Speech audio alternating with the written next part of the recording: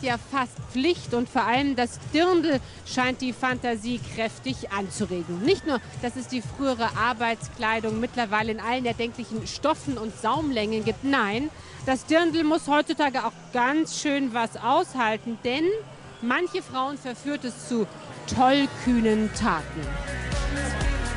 Jetzt fliegen sie wieder ins Wasser, die Dirndl. Der Dirndlflug hat in unseren Breitengraden fast schon Tradition. Die spinnen doch, die Bayern. Andererseits, was tut man nicht alles für ein bisschen Gaudi? In einem Gasthof in der Nähe von Regensburg bereitet sich auch Theresia Eisend aus Auerbach auf ihrem Dirndlflug vor. Ich finde die Idee toll, nur ich würde niemals mein eigenes Dirndl nehmen, weil es mir einfach zu schade wäre für das Flusswasser. Deswegen finde ich ganz gut, dass man welche ausleihen kann. Ja, die Idee ist wirklich sehr verrückt, aber kommt mir gerade recht. Auch ihre Freundin springt diesmal mit. Jetzt brauchen die beiden aber erst noch ein Dirndl. Und die gibt's hier vor Ort. Denn nicht jedes Gewand eignet sich. Es ist ja Springen in der freien Natur, Wind, Wasser, Sonne, Luft und da kehren eigentlich schöne Naturmaterialien in das Wasser rein.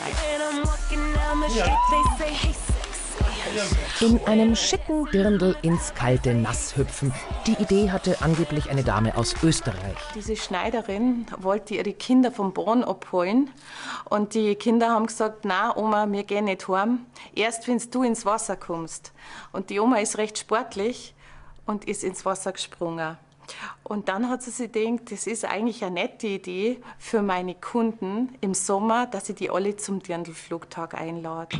Heute ist der Dirndlflug allerdings ein fragwürdiges Vergnügen. Gerade mal 18 Grad hat die Donau.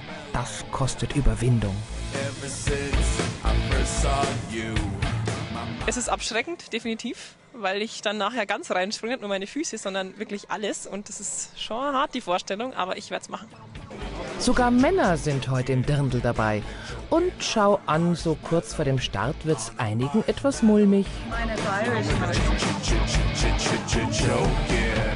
Bisschen Angst, aber ein bisschen Schnaps und dann geht. Allein zwecks der Gaudi. Genau. Das Neispringen mit einem Kleid und nicht wissen, was passiert dann unten. Umso wichtiger die Frage nach der passenden Unterwäsche. Was trägt der Schotte? Nix. Mal sehen. Ob nun mit oder ohne Unterwäsche, jetzt geht's zur Sache. Und Theresia Eisend ist die Erste, die sich in die Donau stürzt. Und? Wie war's? Boah, es war kalt und ich dachte eigentlich, ich bin richtig gut gewesen, aber die Wertung war ja eher mäßig. Naja, ich bin froh, dass es rum ist und es war eigentlich angenehm. Also ich komme nächstes Jahr wieder.